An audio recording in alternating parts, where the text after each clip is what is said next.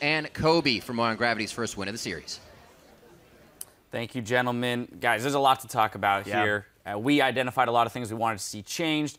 A lot of things did change. Let's start with Gravity, as we saw them come out with an interesting level 1 strategy that put Move ahead very early. Yeah, I mean, this was a really good start for Gravity, and when they were finding a lot of success, it was starting with level 1s where they would get Move a good early lead. They invade on this blue quadrant of the jungle, and TSM, they either don't see all the members exit, or they do, or they guess wrong. Either way, it's kind of lazy not to check, and that's happened to many players when you play a bit lazy League of Legends. Happened to Kobe and Black Market Brawlers. Happened to Kobe. Pre-Kraken start for Gravity. I mean, they got Scuttle Crabs already, Plunder Crabs. But anyways, it wasn't just that. So Move takes this early lead. He transitions it up into the top lane. He ganks for Hanser. They get a first blood and a really nicely executed 2v1 with Dyrus. Yeah, and honestly, I gotta say, the level of play from Gravity looked a lot better. Like, Move got a more comfortable champion. You're talking about how well he's playing on the Elise here.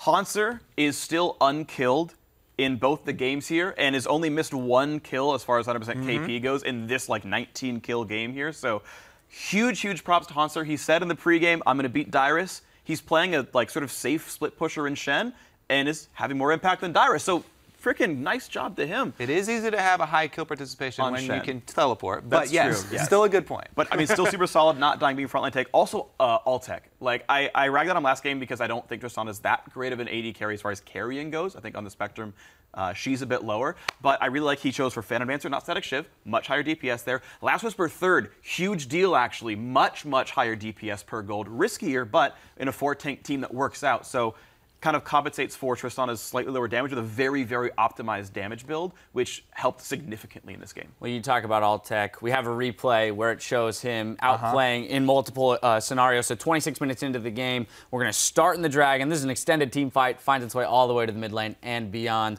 Kobe, I'm going to let you take it away. There were a lot of complicated team fights. Let's bring this one up. This is one of the early ones where Gravity get a huge lead here, and it was TSM. Watch Dyrus, he teleports from the opposite side, and so he runs through the entire Gravity team right by Altec.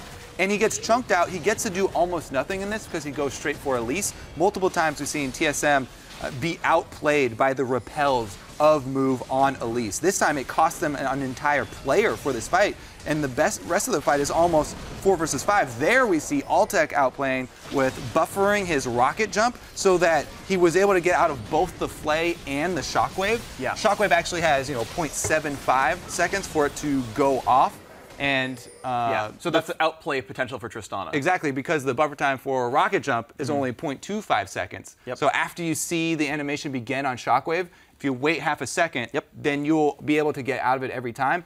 The thing is, Lustboy also overlapped his Flay with it, so Altec got to escape 2 for 1 there. Plus, with Dyrus being chunked out low, it was just so many things going right for Gravity there that they were then able to snowball this sort of 4-tank, semi-tank, big bruiser team comp with Tristana hopping around the outside. And we saw this manifest multiple times, but also, too, I want to point out what Jat was talking about, where the tank line for Gravity was much better this time around. It proved to be a lot more difficult for Santorin to be effective on that Nidalee. The tank line was almost the whole team. Yeah, it's a bunch of big tanky guys, and I mean, it worked out really well. It was cool to see the tank line also going basically double Sunfire as well, right? Shen getting it first item, at least going Cinder Hulk. These are normal builds, of course. This is not exactly build adaptation, but the fact is it works out in this composition, so there's some magic profile here. Yeah, TSM talking over the game now, 1-1. They're going to have to remedy some things. Back to your point, though, there, Freak. You might actually be able to check it right quick. Man. Is the differentiation between magic and physical damage?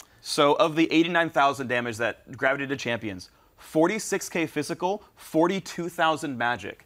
Now, to be fair, this is mitigated by the builds of TSM. When you have a 500 armor, 100 MR Olaf, of course, that shrinks the numbers together. It actually sort of proves that TSM built the right items, that they itemized down to 50-50.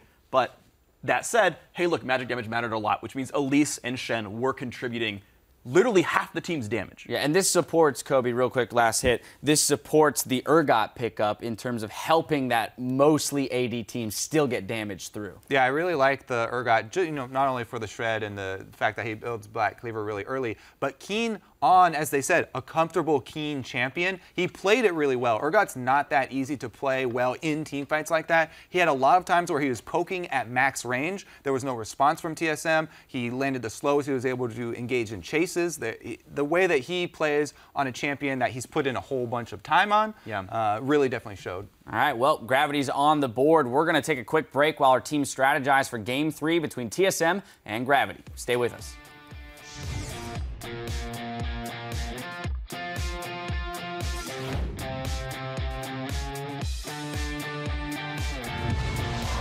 Game 2 here, the quarterfinals. TSM up 1 game. Gets a little bit of the reset. Now onto Bjergsen. He may be able to finalize that kill. 1 over onto Dyrus. Here comes the hit from Altec. He gets it. He's able to steal the Baron. Santorin also gets out. Go Urgot, guys. Yeah, go Urgot. Urgot's alone. They all flashed shield up. for you. I'm healing Dyrus. I got Let's Dyrus. go. Urgot. Olaf.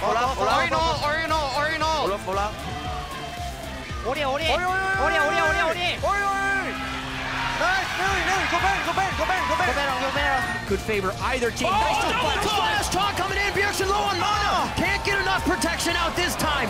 Gravity take down Team Solo Mid.